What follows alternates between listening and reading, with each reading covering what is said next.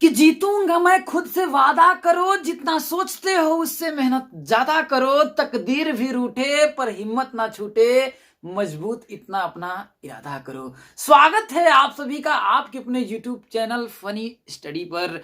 दोस्तों आज की वीडियो में हम लोग क्या करने वाले हैं, यूपी टेट सी टेट जितने भी आपके टेट हैं सभी एग्जाम के लिए आज आपकी क्लास स्टार्ट हो रही है। और वादा करता हूं अगर पूरी अच्छी तरीके से आप लोग देख लेंगे तो ये जितनी भी चीजें हैं आप लोगों को एकदम अच्छे तरीके से आपको दोस्तों लर्न हो जाएंगी। तो दोस्तों आज की चैप्टर में हम लोग नंबर सिस्टम संख्या पद्धति के बारे में जानेंगे। तो दोस्तों चलिए ज्यादा न देर करते हुए हम लोग शुरुआत करते हैं।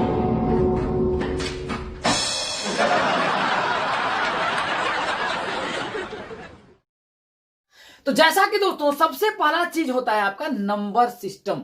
तो नंबर सिस्टम संख्या पद्धति वो तो आपका हो गया। सबसे पहले हम लोग जानेंगे कि संख्याएं क्या है, एक एक करके मैं आपको डिटेल में समझाने वाला हूं और कहीं से भी आपको प्रॉब्लम नहीं होगी। पहला चीज आपका क्या है, संख्याएं। तो संख्याएं क्या होती है, देखिए सबसे पहला चीज कि what is the definition of number, number की परिभाषा क्या है, क्या होती है आपकी संख्याएं। तो देखिए मैं डिटेल में आपको समझाता हूं। आप किसी दुकान पर गए, समझिएगा संख्या की मैं आपको परिभाषा बताता हूं कि आप किसी दुकान पर अगर आप जब जाते हैं तो आप कहते हैं मेरे को डॉट डॉट कह दिया केजी आलू चाहिए, केजी टमाटर चाहिए, केजी मान लेते हैं कि या फिर पैकेट ये चाहिए। तो आज दुकानदार कहेगा कि कितना चाहिए, क्या चाहिए आप, कितना बोलेंगे ना, कितना चाहिए। दुकानदार कहेगा कि नहीं कहेगा, कितना चाहिए। तो आप बोलेंगे 2 केजी, कितना 2 केजी, कितना 4 केजी, कितना 8 केजी। जैसे आप बोलेंगे हमको पैकेट नमकीन चाहिए, कितना 2 पैकेट, कितना 4 पैकेट।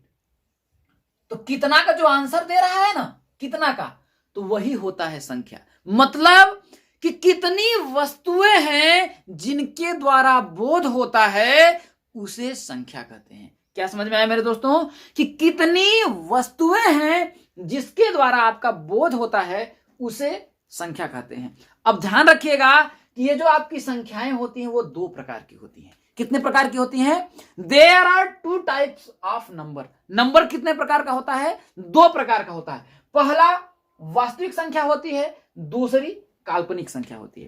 तो वास्तविक संख्या क्या होती है, वास्तविक संख्या जैसे मैंने बोला मेरे को 2 केजी आलू चाहिए, तो वो वास्तव में आपके है, वास्तव में। अब काल्पनिक क्या होता है, देखिए काल्पनिक मतलब आप कल्पना करेंगे, जैसे मैंने कहा मेरे को 2x रुपए मेरे पास है, तो ये क्या है आपका, या फिर मैंने कहा कि मेरे पास x केजी आलू है, तो ये कल्पना किया जाएगा ना कि आपका कितना है। x का मान अगर 1 होगा तो 1 केजी होगा। तो बात समझ में आया कि वास्तविक संख्याएं क्या होती है, 2 प्रकार की होती हैं, एक वास्तविक होती है और दूसरी आपकी काल्पनिक संख्या होती है। क्या होती है, काल्पनिक संख्या होती है। तो हम लोग जानेंगे, देखिए वास्तविक संख्या भी 2 प्रकार की होती है। पहला परिमेय संख्या है जिसको रेशनल नंबर बोलते हैं, और दूसरी क्या होती है, अपरिमेय संख्या होती है। तो परिमेय संख्याएं क्या होती है, देखिए परिमेय संख्याएं भी कई प्रकार की होती है, जैसे प्राकृतिक संख्या, पूर्ण संख्या, पूर्णांक संख्या, सम संख्या, विषम संख्या, भाज्य संख्या, अभाज्य संख्या। तो सबसे पहले हम लोग इनको 1 बाय 1 करके पढ़ते हैं, इसके बाद आपको परिमेय संख्या के बारे में हम बताएंगे। पहला दोस्तों आपका सबसे पहला चीज आ जाता है, देखिए प्राकृतिक संख्या, जिसको इंग्लिश में बोला जाता है नेचुरल नंबर। ठीक है, तो देखिए प्राकृतिक संख्या क्या होता है, मतलब कि वह संख्याएं जो कहां से शुरू होती हैं, देखिए 1 से शुरू होती हैं, 1 2 3 4 5 ऐसे ही आपका चली जाती हैं। ये सभी क्या है, आपकी प्राकृतिक संख्याएं हैं। जैसे अब आपके दिमाग में आता होगा कि ये प्राकृतिक संख्याएं क्यों 0 क्यों नहीं होती है प्राकृतिक संख्या, मैं आपको बताता हूं। अगर आप प्राकृतिक मतलब प्रकृति में आप कहेंगे, आप कभी भी बोलते हैं, जैसे कहीं पर भी हो आप, अगर कोई पूछे कि वहां पर मैंने आदमी देखा, तो बोलेंगे आप 1 आदमी देखा, मैंने 2 आदमी देखा, मैंने 3 आदमी देखा। अगर कोई आदमी नहीं है तो आपने कहेंगे कि मैंने किसी भी आदमी को नहीं देखा, या फिर मैंने कोई भी आदमी को नहीं देखा, कि आप कहते हैं मैंने 0 आदमी देखा। नहीं बोला ना मेरे दोस्तों। तो इसलिए जो प्राकृतिक संख्याएं होती हैं वे संख्याएं जो 1 से प्रारंभ होती हैं और 1 से शुरू होकर के अनंत तक चली जाती हैं, उसे हम लोग बोलते हैं प्राकृतिक संख्या। पूर्ण संख्याएं क्या होती हैं, अब देखिए अगर इतनी, देखिए 1 2 3 4 5 6 7 8 9, इन सभी अंकों से क्या आपकी सभी संख्याएं बनाई जा सकती हैं, नहीं बनाई जा सकती हैं। इसलिए हमें किसकी जरूरत पड़ी? जीरो, जिसका आविष्कार भारत में हुआ था। तो जीरो मतलब कि संख्याओं, पूर्ण संख्याएं, सभी संख्याएं नहीं बनाई जा सकती ना, तो संख्याओं को पूर्ण करने के लिए हमें किसकी जरूरत पड़ेगी? जीरो की जरूरत पड़ेगी ना। तो इसलिए वे संख्याएं जो एक से प्रारंभ होती हैं, पूरी चीजें डिटेल में लिखिएगा, वे संख्याएं जो वे संख्याएं जो जीरो से प्रारंभ होती हैं और कहां तक चली जाती हैं? आपका अनंत तक चली जाती हैं, वे होती हैं मेरे दोस्तों पूर्ण संख्याएं। और ध्यान रखिएगा, और सबसे छोटी अगर आपकी पूर्ण संख्या पूछेगा तो क्या होगा? आपका जीरो। आपसे पूछा जा सकता है क्वेश्चन कि सबसे छोटी पूर्ण संख्या क्या होगी मेरे दोस्तों? तो जीरो होगी। क्या होगी? जीरो होगी। और सबसे छोटी प्राकृतिक संख्या तो आपका क्या होगा मेरे दोस्तों? एक होगी। और सबसे बड़ी प्राकृतिक संख्या नहीं बता सकते, सबसे बड़ी पूर्ण संख्या आप नहीं बता सकते। बात समझ में आई? यहां तक उम्मीद करता हूं आप लोगों को समझ में आ गया कि पूर्ण संख्या क्या होता है। या फिर ऐसे भी कह सकते हैं कि सभी प्राकृतिक संख्याओं में या फिर प्राकृतिक संख्या में जीरो लगा देने पर हमें पूर्ण संख्याएं प्राप्त होती हैं। तो ये दो चीजें आपको ध्यान में रखना है। अगला चीज आता है, देखिए पूर्णांक संख्याएं। पूर्णांक संख्याएं, तो पूर्णांक इंटीजर्स मतलब सभी पूर्ण संख्याएं। ध्यान रखिएगा, सभी पूर्ण संख्या हमने लिख लिया, 0, 1, 2, 3, 4, 5, ऐसे ही अनंत पद तक। और इन सभी पूर्ण संख्याओं का ऋणात्मक मान क्या होगा? इन सभी संख्याओं का ऋणात्मक मान, जैसे -1, -2, -3, अब ऐसे ही आपका अनंत तक चला जाएगा इधर। तो सभी पूर्ण संख्याएं और उनके ऋणात्मक मान का जो संग्रह होता है वो आपका पूर्णांक संख्या कहलाता है, इंटीजर्स कहलाता है मेरे दोस्तों। ये आपको समझ में आ गया होगा। क्या हो गया कि सभी पूर्ण संख्याएं और उनके ऋणात्मक मान का जो संग्रह होता है वो आपका होता है पूर्णांक संख्या। आगे बढ़ते हैं हम लोग। अब ध्यान रखिएगा, सबसे बड़ी बात यह हो गई कि जीरो, आपसे पूछा जा सकता है क्वेश्चन कि जीरो क्या है? धनात्मक पूर्णांक है या ऋणात्मक पूर्णांक है? तो ध्यान रखिएगा, जीरो ना तो धनात्मक पूर्णांक होता है और ना ही ऋणात्मक पूर्णांक होता है। क्या होता है दोस्तों? ये ना तो धनात्मक पूर्णांक होगा और ना ही ऋणात्मक पूर्णांक होगा। बात को ध्यान रखिएगा। अब पूर्णांक में भी क्या होगा? सभी पूर्ण संख्या है उनका ऋणात्मक मान, वो पूर्णांक होगा। अब इसमें भी अगर हम चाहें तो इसको देखिए, पूर्णांक संख्या को भी दो भाग में बांट सकते हैं, एक धनात्मक पूर्णांक, एक ऋणात्मक पूर्णांक। तो धनात्मक पूर्णांक में सभी प्राकृतिक संख्याएं, जो क्या होगा? सभी प्राकृतिक संख्याएं क्या होंगी? आपकी धनात्मक पूर्णांक होंगी। और सभी इनका ऋणात्मक प्राकृतिक संख्याओं का ऋणात्मक मान क्या होगा? आपका पूर्णांक संख्या होगा। समझ में आया? अगली बात आपका आता है, देखिए सम संख्या। बहुत अच्छी बात। सम संख्या क्या होता है? Even number. सम संख्या क्या होती है? वे संख्याएं, कौन सी? वे संख्याएं जो दो से क्या हो मेरे दोस्तों? पूर्णतः विभाजित हो। क्या हो? पूर्णतः विभाज्य हो। वे संख्याएं जो दो से क्या हो? पूर्णतः विभाज्य हो, वो आपकी होंगी सम संख्याएं। बात समझ में आया मेरे दोस्तों कि वे संख्याएं जो दो से पूर्णतः क्या हो? आपकी विभाज्य हो, मतलब कि उन संख्याओं में हम दो से क्या करें? भाग दें, तो वे सभी संख्याएं आपका पूरी कट जाएं और उनका शेषफल क्या हो? जीरो बचे, उसे हम लोग बोलते हैं सम संख्याएं। कैसे? जैसे अगर मैं मान लेता हूं, जैसे आपका 2 ले लेता हूं, 2 में हम 2 से भाग देंगे तो देखिए 2 1 कम 2, आपका जीरो शेषफल आया कि नहीं मेरे दोस्तों? तो ये पूर्णतः विभाजित हो गई। अब जैसे देखिए हम 4 को लेते हैं, तो जो 4 होगी वो क्या है संख्या आपका? देखिए 2 दूना के 4, ये भी कट गई। तो वे सभी संख्याएं जो 2 से पूरी क्या हो जाती है? कट जाती हैं, विभाजित हो जाती हैं, वे आपकी कहलाती हैं सम संख्या कहलाती है दोस्तों। आइए हम लोग आगे बढ़ते हैं। अगला जो आपका है, देखिए विषम संख्याएं। क्या है? विषम संख्याएं। तो देखिए विषम संख्या क्या होता है कि वे संख्याएं जो 2 से पूर्णतः विभाजित ना हो। मतलब आप लिख सकते हैं, देखिए कि 2 से पूर्णतः विभाज्य न हो। क्या मेरे दोस्तों? वे संख्याएं जो 2 से पूर्णतः क्या हो? विभाज्य ना हो, उसे हम लोग विषम संख्या कहते हैं। क्या कहेंगे मेरे दोस्तों? जो संख्याएं 2 से पूर्णतः विभाज्य ना हो, उसे हम लोग कहते हैं विषम संख्या। जैसे अगर मैं 3 को ले लूं, तो 3 को अगर मैं 2 से विभाजित करता हूं तो देखिए 2 1 कम 2, 1 आपका क्या बच गया? शेषफल बचा कि नहीं बचा?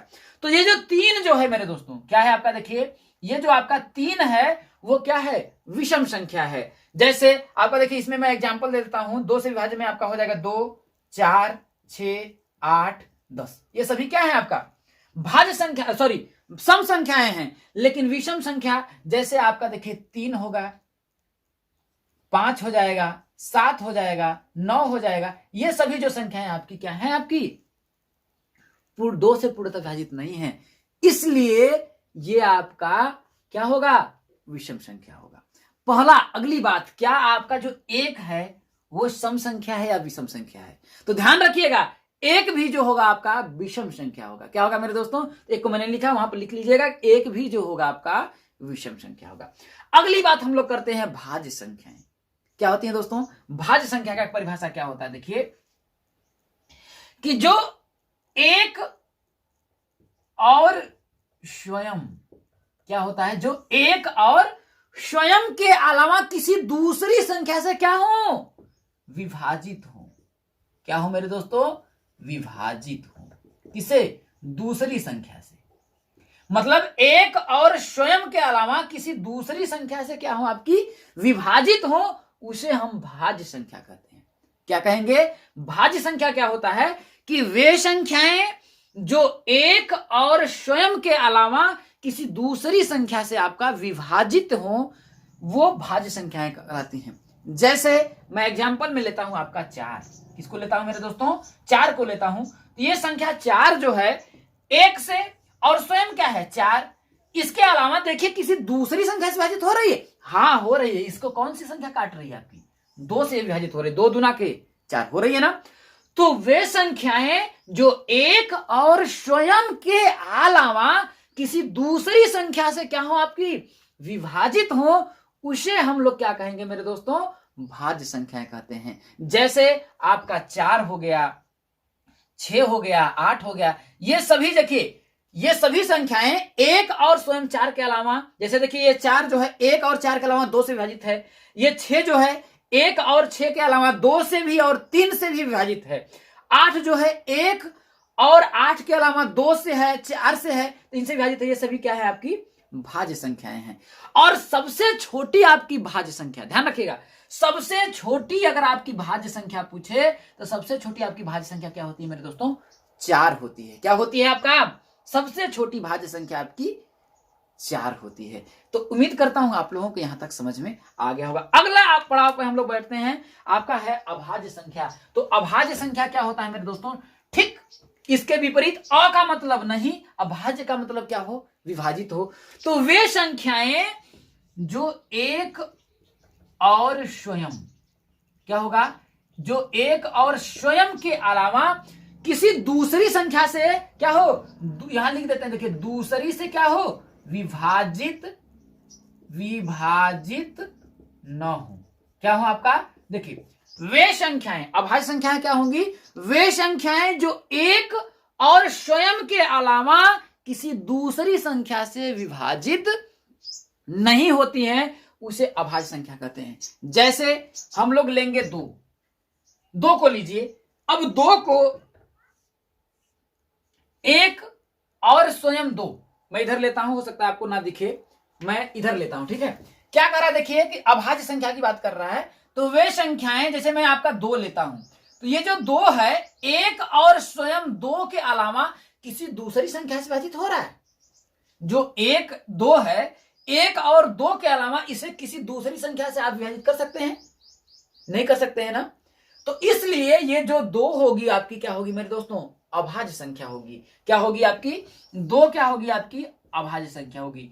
3 को लेते हैं, किसको हम लोग लेते हैं, 3 को लेते हैं, 3 की हम बात करते हैं। तो जो आपका 3 है, 1 और स्वयं 3 के अलावा किसी दूसरी संख्या से विभाजित हो रहा है, नहीं होगा, इसलिए 3 भी क्या होगा आपका, अभाज्य संख्या है। 5 अभाज्य संख्या है, 7 अभाज्य संख्या है, 9 देखिए अभाज्य संख्या नहीं है, ध्यान रखिएगा वो 3 से कट जाएगा, 11 आपकी अभाज्य संख्या है। इसी तरीके से ये सभी अभाज्य संख्याएं हैं। और अभाज्य संख्या के बारे में आप लोग समझ गए। और सबसे छोटी आपकी अभाज्य संख्या हो गई तो कौन सी होगी मेरे दोस्तों, 2। सबसे छोटी अभाज्य संख्या, सबसे छोटी, देखिए सबसे छोटी अभाज्य संख्या क्या है, 2 है। और सबसे छोटी कौन सी भाज्य संख्या, वो क्या है आपका दोस्तों, 4 है। बात को ध्यान रखिएगा, ये करता हूं आप लोग समझ में आ गया। और देखिए अब आप लोग आते हैं परिमेय संख्या के। देखिए इस सभी संख्याओं के बारे में हमने आपको बता दिया। अब हम बात करते हैं किसकी, परिमेय संख्या के बारे में। तो परिमेय संख्या क्या होती है, वे संख्याएं जिसे p बटा के q के रूप में लिखा जाए और q का मान 0 ना हो, उसे हम क्या कहते हैं मेरे दोस्तों, परिमेय संख्या कहते हैं। परिमेय संख्या क्या होती है आपका, देखिए जिसे p बटा के q के रूप में लिखें और q का मान 0 ना हो। मतलब p बटा q का मतलब यह है कि अंश तथा हर के रूप में लिखें, लेकिन हर का जो मान है वो आपका 0 ना हो, उसे परिमेय संख्या कहते हैं। अब हमने कहा कि परिमेय संख्या के अंतर्गत सभी प्राकृतिक संख्या, पूर्ण संख्या, पूर्णांक संख्या, सम संख्या, विषम संख्या, भाज्य संख्या, अभाज्य संख्या, ये सभी परिमेय संख्याएं कैसे हो गई, इसलिए कि सभी संख्याओं का देखिए सिर्फ हर का मान कह रहा है 0 ना हो, तो सबके बटा के मैं 1 कर सकता हूं, नहीं, बटा के 1 बटा के 1 बटा के 1 बटा के 1 बटा के, सबके बटा के 1 कर दिया ना। तो सभी प्राकृतिक संख्या जो होती है वो परिमेय संख्या होती है। पूर्ण संख्या देखिए 0 बटा के 1 कर देंगे, हर आपका 0 ना हो, अंश 0 हो जाए इससे मतलब नहीं है, इसको भी बटा के 1 कर सकते हैं, बटा के 1 सबके बटा के 1 कर सकते हैं। तो सभी पूर्ण संख्याएं परिमेय संख्याएं हैं, सभी पूर्णांक संख्याएं परिमेय संख्याएं हैं, सभी सम संख्याएं परिमेय संख्याएं हैं, सभी विषम संख्याएं परिमेय संख्याएं हैं, सभी भाज्य संख्याएं परिमेय संख्याएं हैं, सभी अभाज्य संख्याएं आपकी परिमेय संख्याएं हैं। ये बात समझ में आई। अब आपका लास्ट जो आखिरी जो है आपका अपरिमेय संख्या। अपरिमेय संख्या क्या होता है, देखिए परिमेय अ का मतलब होगा आपका नहीं, अ का मतलब क्या होगा आपका नहीं, मतलब कि जिसे p बटा के q के रूप में ना लिखा जा सके। क्या हो मेरे दोस्तों, कि जिसे p बटा के q के रूप में न लिखा जा सके, उसे हम क्या कहेंगे, आपका अपरिमेय संख्या कहेंगे। क्या कहेंगे मेरे दोस्तों, अपरिमेय संख्या कहेंगे। जैसे सभी अगर अभाज्य संख्याओं पर अगर आप करड़ी लगा देते हैं, क्या करते हैं, सभी अगर अभाज्य संख्याओं पर, सभी अभाज्य संख्या, सभी अभाज्य संख्या, सभी अभाज्य संख्या को अगर करड़ी में अगर आप रख देते हैं, जैसे करड़ी में 2, करड़ी में 3, करड़ी में 5, करड़ी में 7, सभी अभाज्य संख्या है ना, तो ये सभी क्या होती है, आपकी अपरिमेय संख्या होती है। और ध्यान रखिएगा अब पाई भी जो है आपका एक अपरिमेय संख्या है। क्या है आपका, पाई भी जो है आपका एक अपरिमेय संख्या है। तो यहां से आपका बहुत बढ़िया क्वेश्चन पूछा जा सकता है। दूसरा एक और चीजों को मैं आप लोगों को डिस्कस कर देता हूं, 3 चीजें आप लोग ध्यान रखिएगा। यहां पर मैं आपको बता देता हूं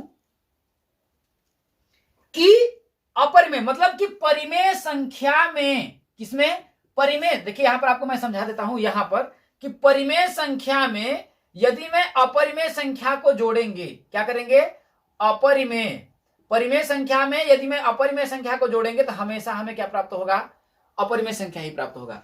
या फिर परिमेय में यदि अपरिमेय को मैं घटाऊं या फिर अपरिमेय में परिमेय को घटाऊं तो क्या होगा, आपको अपरिमेय संख्या ही प्राप्त होगा। लेकिन ध्यान रखिएगा यदि परिमेय में परिमेय संख्या का गुणा करेंगे तो परिमेय संख्या ही प्राप्त होगा, परिमेय में परिमेय संख्या का भाग देंगे तो आपका परिमेय संख्या ही प्राप्त होगा। लेकिन परिमेय संख्या में यदि आप अपरिमेय संख्या का भाग देंगे तो ध्यान रखिएगा अपरिमेय संख्या ही प्राप्त होगा। ठीक है, क्या होगा, आपका अपरिमेय संख्या ही प्राप्त होगा। लेकिन यदि अपरिमेय संख्या में अगर आप अपरिमेय संख्या का भाग देंगे तो क्या होगा, तो अपरिमेय में यदि अपरिमेय का भाग देंगे तो कभी आपका परिमेय भी प्राप्त हो सकता है और कभी अपरिमेय भी प्राप्त हो सकता है। और वही परिमेय में यदि अपरिमेय का गुणा करेंगे तो कभी आपका, देखिए परिमेय में अपरिमेय का गुणा करेंगे तो आपका हमेशा अपरिमेय आएगा, लेकिन यदि अपरिमेय में अपरिमेय संख्या का गुणा करेंगे तो कभी आपका परिमेय भी संख्या प्राप्त होगा और कभी आपका अपरिमेय भी संख्या प्राप्त होगा। तो नंबर सिस्टम का ये जो जितनी चीजें हैं, ये उम्मीद नहीं पूरा विश्वास है आप लोगों को समझ में आई होंगी। और वीडियो पसंद आई तो चैनल पे नए होंगे तो मेरे चैनल को जरूर सब्सक्राइब करिएगा, मेरा मोटिवेशन बढ़ाने के लिए। ऐसे ही मैं आगे कार्य करूं, ये आपको अगर वीडियो पसंद आई तो वीडियो को जरूर लाइक करिएगा। मिलेंगे जल्द ही आपकी अगली वीडियो को लेकर के लिए, तब तक के लिए दोस्तों जय हिंद, वंदे मातरम।